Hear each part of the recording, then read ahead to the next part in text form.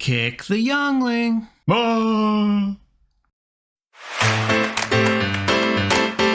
Hello everyone and welcome to my movie shelf. My name is Bane and well, today we have to talk about the new Star Wars show releasing in June called The Acolyte, and its curious choice of showrunner for the project. The series takes place approximately 100 years before Episode 1, so the Sith have yet to reveal themselves to the Jedi again. With the plot focusing on a Jedi investigation into a series of crimes that may involve a former Padawan. So I initially wasn't even going to talk about the show because it looks super boring and typical Disney Plus filler content.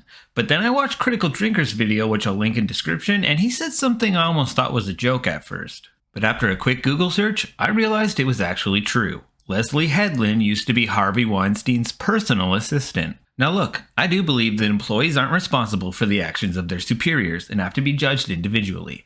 Almost all of us have had a really crappy boss that would have been complete hell if we were liable for the decisions they made. That being said, there are still enough red flags around Headland herself that we should be concerned regardless, but to quickly go over the elephant in the room of her personal working history, we look back to the start of her career right out of college. When she spent 6 years as an assistant at Miramax, with just over a year of that being a personal assistant to Weinstein himself. Now she has since stated she was not physically assaulted herself, nor did she ever witness any incidents. But I have my doubts and here's why. After leaving the company in search of a promotion, she wrote a play called Assistants. The topic of said play was the workplace of Daniel Weisinger, an obvious replacement for Weinstein, who is overpowering and often illogical. His workers quickly learned that their salary and aspirations of promotion come at a heavy cost, because working for him, the characters must switch from being human to being assistants. Let's just go over that last part once more if you don't mind.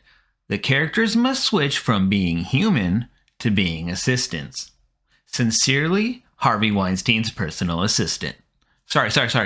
Former personal assistant. As the kids would say, Miss Headland, you are a person of suspect character.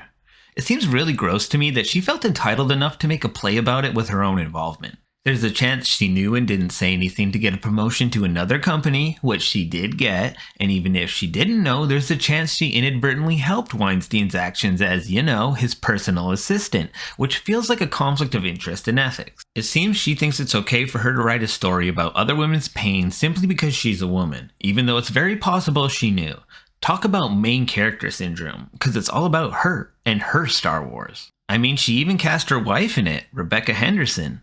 It's nice to see Star Wars save money by using leftover scroll designs. In this economy, every penny helps. Though to put some respect on Miss Henderson's name, she does have a decade and a half of acting credits on her resume, starting with some voice work back in 2008 for Grand Theft Auto 4, up until more recently with this Acolyte show. She's honestly more deserving of a role on the project than Leslie herself is. Looking at her IMDB listings, we start with her work as a director, where all we see are some straight-to-DVD films, a series of Zac Efron Robert De Niro sketches, and a few episodes here and there on multiple different TV shows.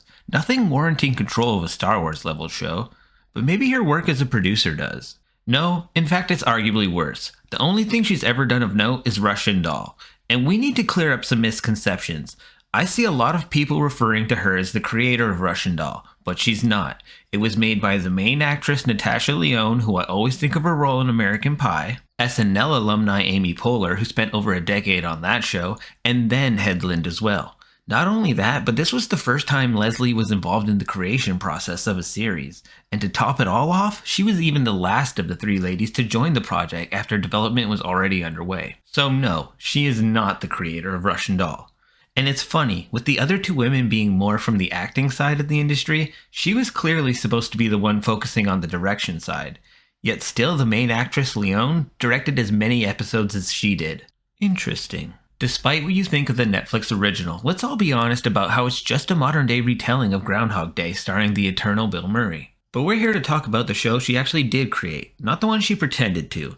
And the more I hear her talk about it, the less faith I have in it not being a complete mess. Just look at that promotional shot. Like, does this dork seriously plan to take on that lightsaber with some tiny ass daggers? She was at the last Star Wars Day to talk about The Acolyte, and quite frankly, it didn't make me feel any better. Hearing things like her describe the show as Frozen meets Kill Bill, because everyone knows the famously huge crossover rate between Frozen and Star Wars fans. Then she talks about growing up with mostly only publishing as opposed to media. But hold on there, chick. You're only 6 or 7 years older than I am, yet I grew up with the original trilogy, the prequel trilogy, the Clone Wars saga.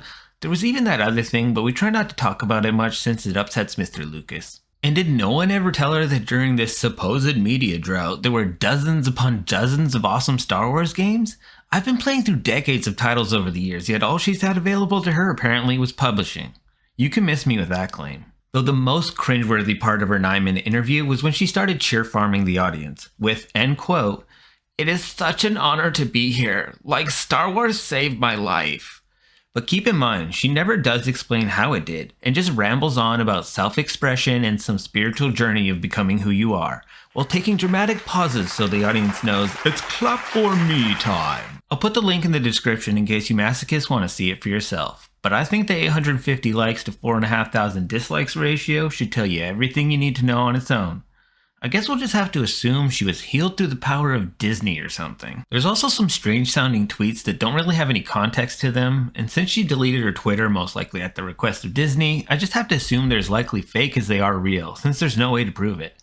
You can look it up yourself, but don't take it as confirmed fact if you do. Remember to like, share, comment, and subscribe for more TV and movie related videos. God. Why do you keep letting this happen? You did this to yourself. I'm also getting tired of Star Wars fights constantly looking like a cross between figure skating and artistic gymnastics.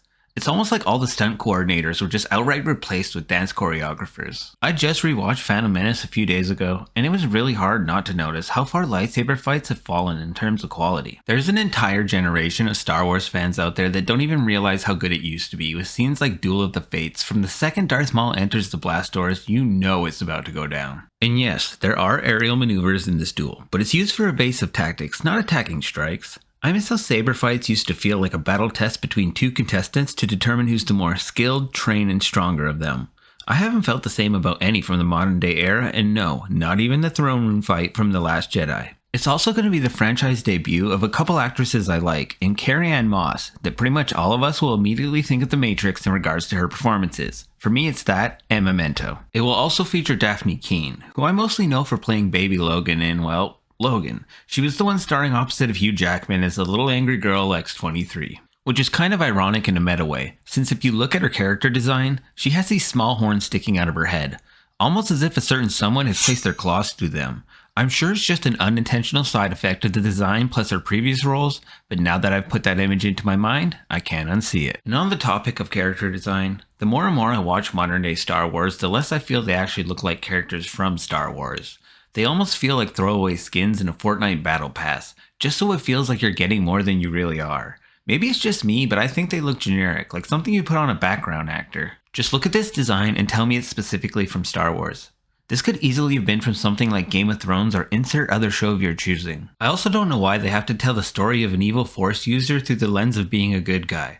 Like this shot of the bad person being framed in the heroic sunset just feels weird to me.